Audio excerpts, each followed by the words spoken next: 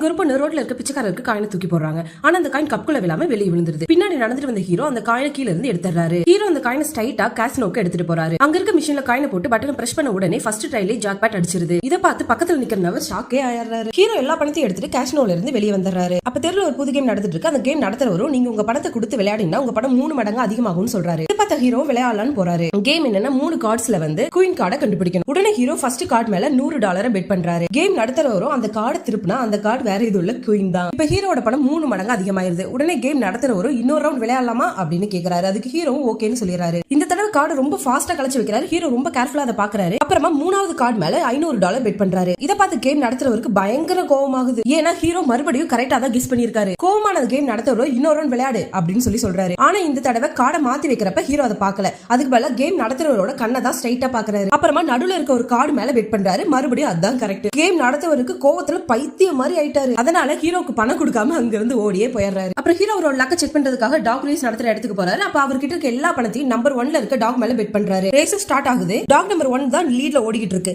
பக்கத்துல உட்கார்ந்திருக்க ஒரு வயசானவர் சோகமா இருக்காரு.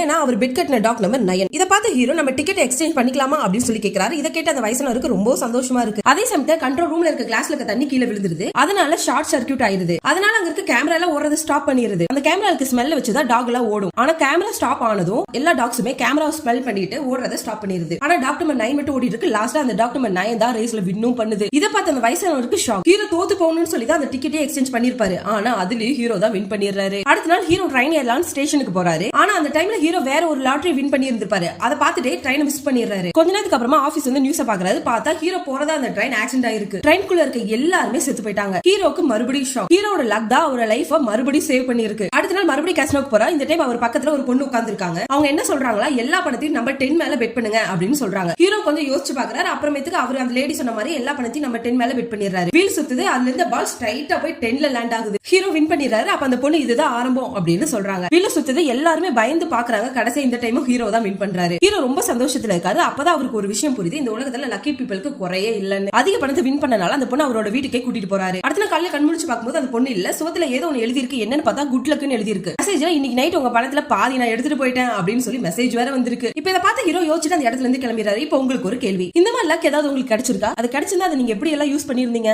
இல்ல எப்படி யூஸ் பண்ணிருப்பீங்க? மறக்காம கமெண்ட்ல சொல்லுங்க.